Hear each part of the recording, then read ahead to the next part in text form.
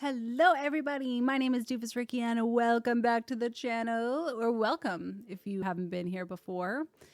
I am not sitting in my normal position because we're doing something different today. Yay! Okay, so let me explain a little bit. I was playing Happy's Humble Burger Farm, and that game had me kind of delving into the world of simulation theory.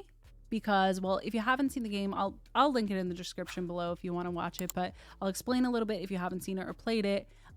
This game is about a government entity that is studying mind control on unknowing people, and they're doing this by putting them in these like simulation scenarios, I guess. So initially that had me researching simulation theory, but then I realized something.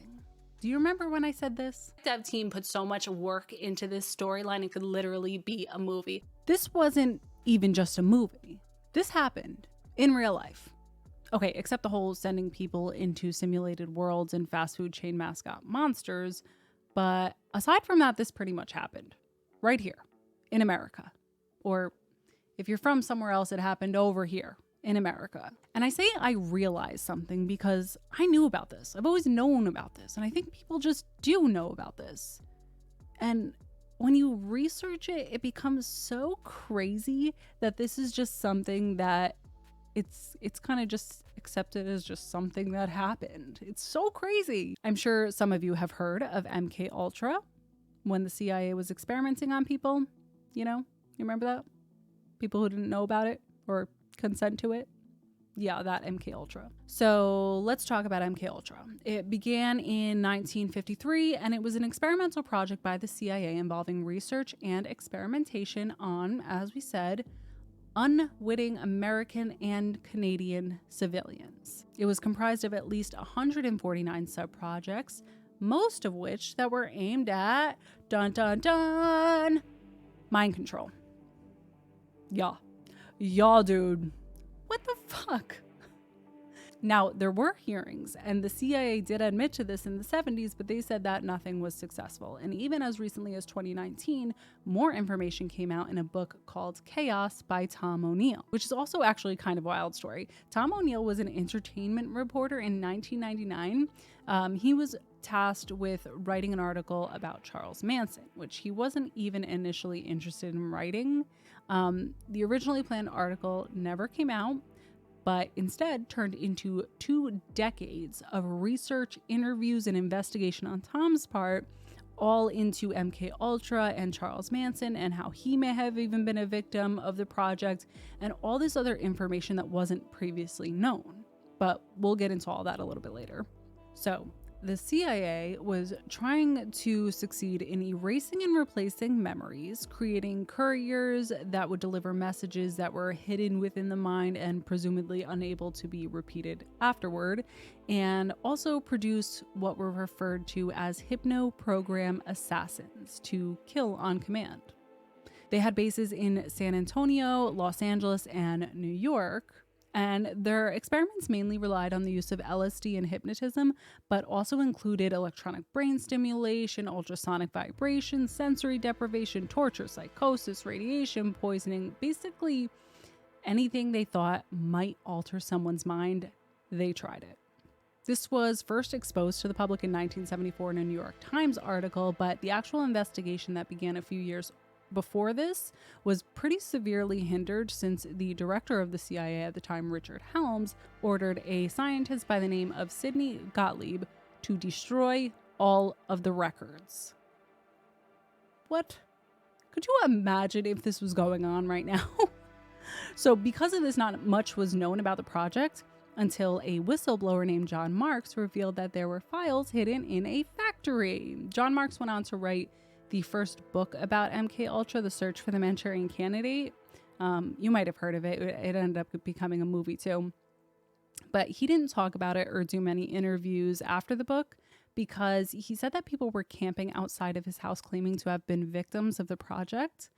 And obviously this was disrupting his life. But, you know, I guess I feel for the people. They feel like they went through this thing and they don't know who to turn to. But what is this guy going to do about it at this point? So It started as Project Bluebird when the American intelligence learned that the Soviets were in the process of developing some type of mind control system, which was apparently over exaggerated, but this really struck fear in the people who were living during this time. And why wouldn't it? Bluebird was a way of combating this. It then morphed into Project Artichoke, which was a CIA search for an all-purpose truth serum, which later became just basically mind control research of their very own with MKUltra in the 50s. A couple of the sub-projects were the Haight-Ashbury Project and Project Midnight Climax. These were safe houses which were laboratories disguised as hippie crash pads and brothels. And I'm assuming you can guess which project name belonged to which safe house. They even hired college students to help them with this. They had them grow out their hair, wear jeans, basically dress like hippies and lure people into these houses under the guise of like a party. I'm assuming the brothel luring kind of took care of itself. I never found out who the girls were, but the college kids obviously were not informed on what was actually going on. They were probably just happy to have a place to trip on acid and party. And these people, I'm assuming, never came out about what they had unknowingly taken part of, even later in life, because the statute of limitations does not apply to murder.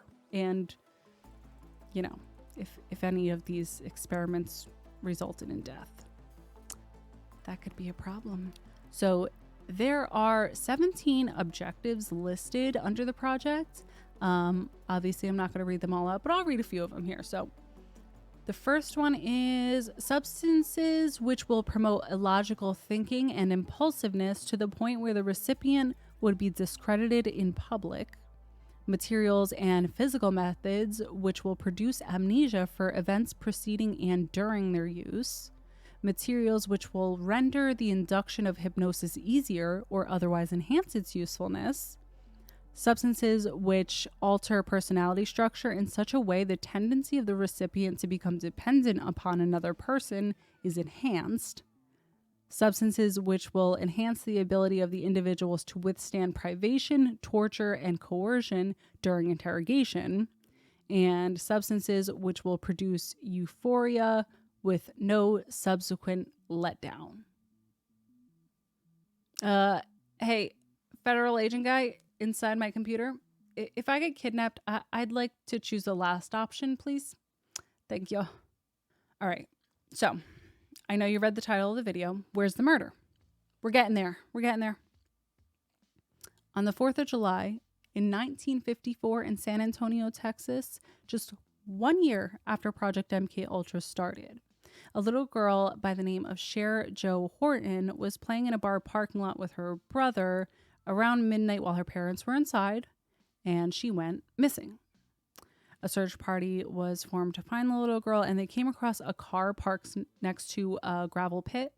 Apparently the door was open and there was underwear hanging from the door.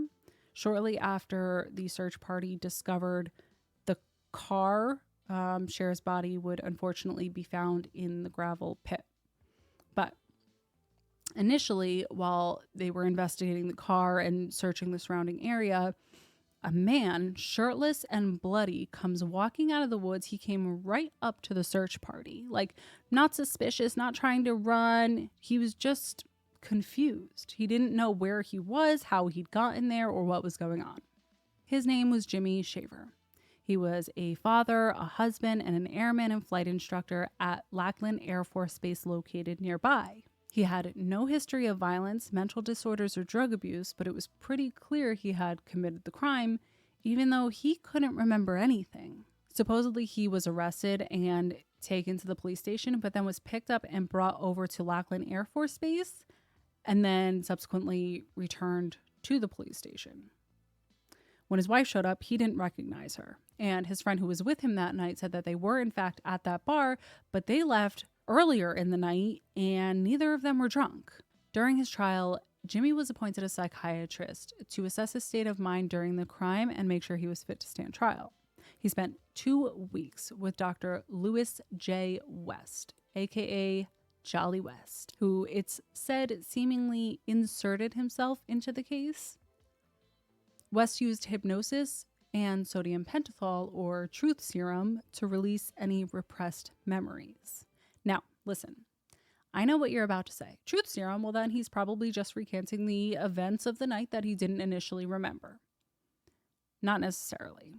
I think we all know that the type of truth serum that you see on TV is not based in reality. What sodium pentothal and other truth serum drugs do is it subdues the mind, making it more difficult to perform cognitive functions like lying, but especially in conjunction with hypnosis, can make a person more susceptible to believing false information. I don't know if any of you guys watch Vsauce. He's like this super smart guy. His videos are awesome. He's on YouTube.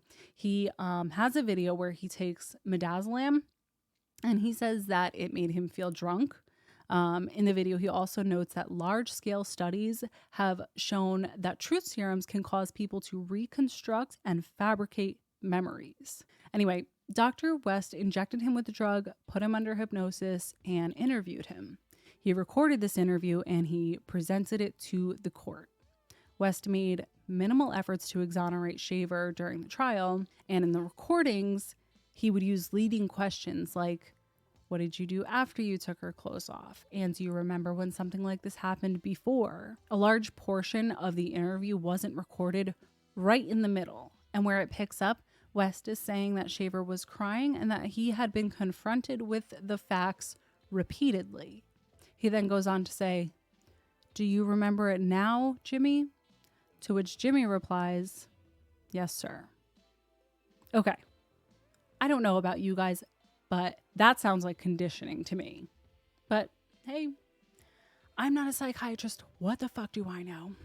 It was said that in court, Jimmy seemed dazed, never shifting in his seat, stretching, or taking smoke breaks, though he was a known chain smoker.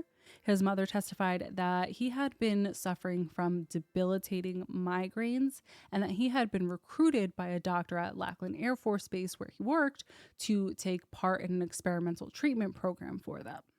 Dr. West said that he never got around to checking whether Shaver had taken part in this experimental program. But here's the thing.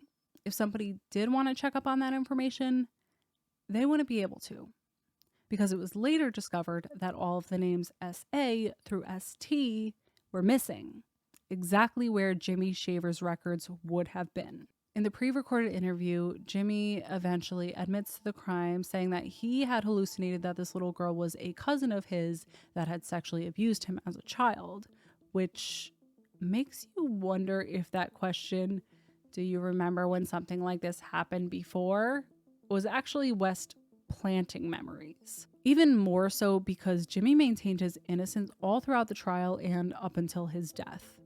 Speaking of which, Shaver was found guilty, but an appeals court ruled that he had an unfair trial and he was retried, which didn't really help because he was subsequently found guilty again and he was executed in the electric chair in 1958. Damn, that was quick. I feel like people nowadays are on death row for like 30 years. Hi, so it's the next day. I had to come back on here because I was searching for pictures to add to the video while I was editing. Specifically, I was searching for pictures of articles about Shaver's trial. And I did find what I was looking for. The original article that I read that said in 1958, on his 33rd birthday, he was executed in the electric chair. He maintained his innocence the whole time. And then a document pictured on archives.albany.edu saying, the U.S. Supreme Court denied a writ of certiorari, and he was finally electrocuted at the Texas State Prison on July 25th in 1958. He went to his death calmly and with a smile on his face, having become an ardent Christian on death row and fasting on the day before his death. So they're actually even detailing what the execution was like. But then on Google Images, I saw this article from the San Antonio Express, and this one says, Jimmy N. Shaver, 31, dodged death in the electric chair Tuesday night by less than 3 hours. Shaver, who had protested his innocence throughout the eve of his scheduled death, was saved from the electric chair when a San Antonio jail prisoner confessed to the slaying for which Shaver had been sentenced to death. Confessing to the crime was Donald Martin Summers, 32, awaiting the outcome of an appeal on a robbery conviction. Summers said, "I won't be a party to the killing of an innocent man." And he says that he wouldn't have confessed if Shaver was given a life sentence, but because he was sentenced to death, that's why he confessed. And Summers' confession is even strange in itself. The article goes on to say that Summers was at the bar waiting for a friend to pick him up to leave for a holiday. And he knocked the child down with the front door of the bar and her nose started to bleed. And I'm not going to get too graphic about it. He then just says that he picked her up and brought her away. And that's when he murdered her, and that he covered her body with brush. So he says that he goes back to the bar where he saw Shaver's car and he stole it as a getaway car, but then Shaver ended up being in the car, and so he knocked him out with a pair of wire cutters, and then he dumped his body in the gravel pit. But the article read that the girl's body was found in the gravel pit and that Shaver had come walking out of the woods and that he was covered in blood, which could be from, getting hit, but that his shirt was all either torn up or just completely missing. And one thing that I didn't know, because I didn't think it was important at the time, was that West had become extremely against the death penalty after Shaver was sentenced. There's even a link stating that he died in the electric chair, and then other links that were outlining the prisoner's confession. It all gets so messy, and there's so many different accounts of what actually happened. I'm not going to speculate as to which man did it, or why they both confessed. So anyway, we can get on with the video. I just wanted you guys to keep that in mind because I wasn't aware of this when I was recording, and it kind of makes things that much stranger. So this Jolly West guy seems a little sketch, but that doesn't necessarily he was participating in MK Ultra experiments, right? Well, let's see. Who is Louis Jolyon West? He was a colonel in World War II. Afterward, he attended Cornell University studying human behavior, and soon after his residency, he began working at the Lackland Air Force Base, where he became Chief of Psychiatric Services during 1952. After the Korean War, he was credited with reintegrating prisoners of war back into society. Not bad, not bad. That's a noble thing. Except one tiny little detail. These veterans had originally made claims on national radio that they had sprayed illegal biological weapons over the Korean countryside. And after the rehabilitation stint with Jolly, the men recanted their statements, alleging instead that the Korean military brainwashed them into making these claims. Mr. West was also a premier researcher into the drug, LSD, of course. He and a couple of colleagues were once investigating must in elephants, which I guess is a heightened state of aggression associated with a surge in testosterone.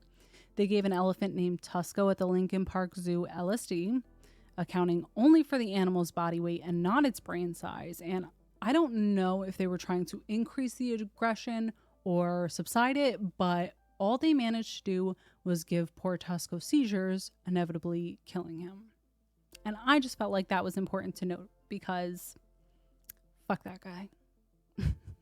West died in 1999. It was originally reported that it was due to cancer, but later, about 10 years later, his son wrote a memoir saying that he had killed both of his parents because of some kind of a pact that they had, that if any of them became terminally ill, they would end life early.